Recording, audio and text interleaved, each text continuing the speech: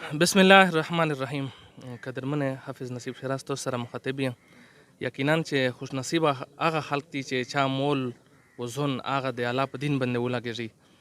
مرکزی دارالعلوم چې جوپر جماعت باندې مشاهیره مدرسه ده، تو سه ته پته ای چې په دغه سیم دا شیغه دمره ماشاءالله ترقی وکړله چې دی ته هغه جماعت چې کیم دا هغه ورکام شو لکه په هغه شی تعداد نر درې ارتله دغه د پورا الله پاک دی ته دغه مځکې بندیباس وکړو او په دا شوی انشاءالله یې د مدرسې تعمیر کېږي. دغه حوالې سره مولانا صاحب مې سره موجود ده. دا یو تاسو ته تفصیلات درکړي چې څومره خرچه پکېږي او څه نقشې باندې دی دا تیارول غواړي. السلام علیکم.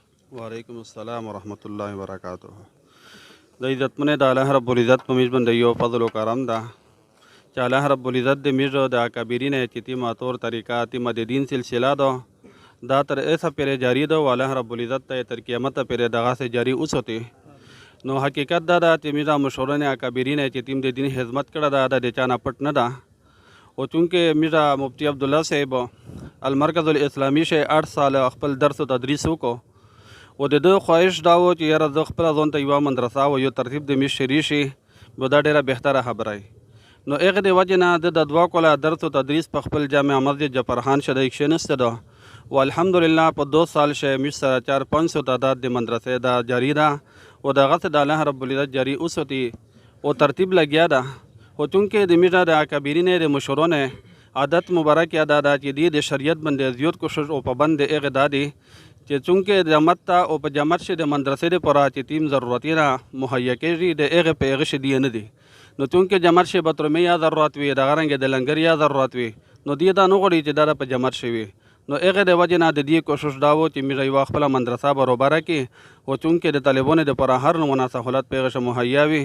نو نن الحمدلله دا د الله په فضل او په کرم سره میشته الله پاک مدرسې ته مځکه وکړله چې تقریبا 2 کروڑ 31 لاک د دغه مځکې قیمت ته او دغه رنګې 3-4 کروڑ پیرې په دې مدرسې باندې خرچه کېږي او موږ د الله رب العالمین نه د دغه مدد او تعاون غواړي او الله پاک ته میشته په دې باندې توفیق نصیب کړي. تو سجی دسه کانټیکټ نمبر یا وټوچا کانٹیکٹ نمبر 0335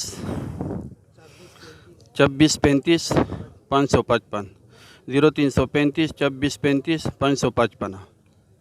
قدرمن دغه ایدی کانټیکټ نمبر ده کیم داسې خلک وي چې الله رضا د پوره په دغه شخصا وخستل غوړي نو بیا دې سره رابطه وکړي او جوپر جماعت ته مثال ورتلای شي ازو کا دغه استوسن موجودی تو سه براه راست سره رابطه کوي شي مستو سره اجازه غوړي د الله پامان.